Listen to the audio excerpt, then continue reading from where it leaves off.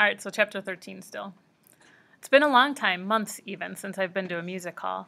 To my surprise, this one is filled with blue-clothed people, with workers, young and old, who have finished their late shift. I suppose this happens often. With only a little time left, where else do they have to go? They must stop here on their way back out from the city. Some of them sleep, I see to my surprise. Heads tipped back, tired.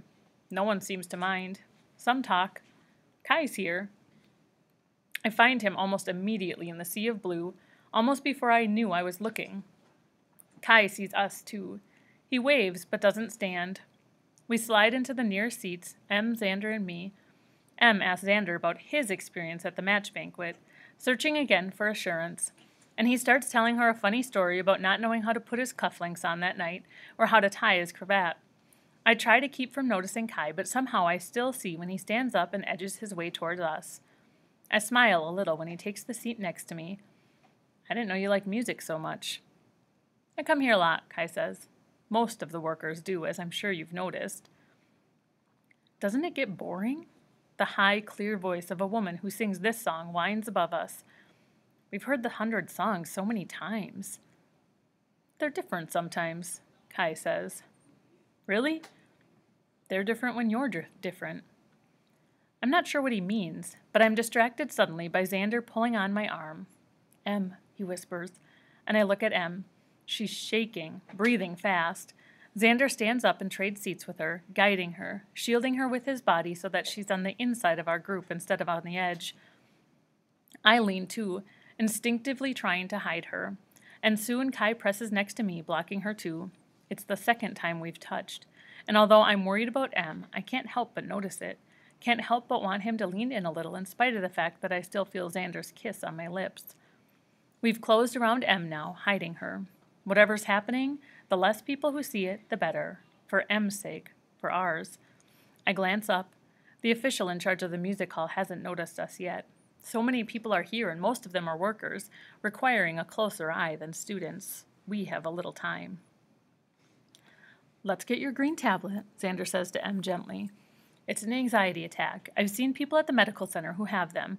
All they have to do is take their green tablet, but they're so scared they forget. Even though his voice sounds confident, he bites his lip. He seems worried for Em, and he's not supposed to say too much about his job to others who don't share his vocation. You can't, I whisper. She took it earlier today. She hasn't had time to get another one yet. I don't say the rest of it. She'll get in trouble for taking 2 in one day. Xander and Kai exchange glances. I've never seen Xander hesitate like this. Can't he do something? I know he can. Once a child on our street fell and blood was everywhere. Xander knew what to do. He didn't flinch until the full-time medics arrived. He took the boy to the medical center to fix him up. Kai doesn't move either. How can you? I think, angry. Help her. But even while he holds still, his eyes hold Xander's. Kai's lips move. Yours, he whispers, looking at Xander. For a split second, Xander doesn't understand, and then at the same moment he does, I do too. But here is a difference between us. Xander doesn't hesitate once he knows what Kai means. Of course, Xander whispers, and he reaches for his tablet container. Now that he knows what to do, he's fast. He's smooth. He's Xander. He puts his own green tablet in Em's mouth. I don't think she knows what's happening. She's shaking so much. She's so afraid. She swallows reflexively. I doubt she tastes anything as it goes down. Almost immediately, her body relaxes. Thank you, she says to us, closing her eyes. I'm sorry. I've been worrying too much about the banquet. I'm sorry. It's fine, I whisper, looking at Xander and then at Kai. Between the two of them, they've pulled it off. For a moment, I wonder why Kai didn't give Em his tablet. But then I remember, he's an aberration, and aberrations aren't allowed to carry tablets of their own. Does Xander know now? Did Kai just give himself away? But I don't think Xander guessed. Why would he? It makes as much sense for him to give Em the tablet as it would for Kai.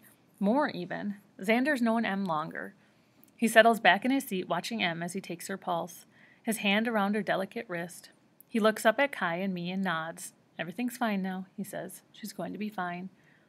I put my arm around Em and close my eyes, too, listening to the music. The song the woman was singing has ended, and now it's the anthem of the society, bass notes rumbling, choir coming in for the final verse. Their voices sound triumphant. They sing as one, like us. We closed around M in a circle to protect her from the eyes of the officials, and none of us will tell about the green tablet. I am glad that all is well, glad that I promised to let M borrow the compact for her banquet, for what is the point of having something lovely if you never share it? It would be like having a poem, a beautiful, wild poem that no one else has, and burning it. Who did that? She did, right? She had the poems from her grandfather? I'm confused. What happened to Emma in the green? She had a panic attack. Oh. After a moment, I open my eyes and glance over at Kai.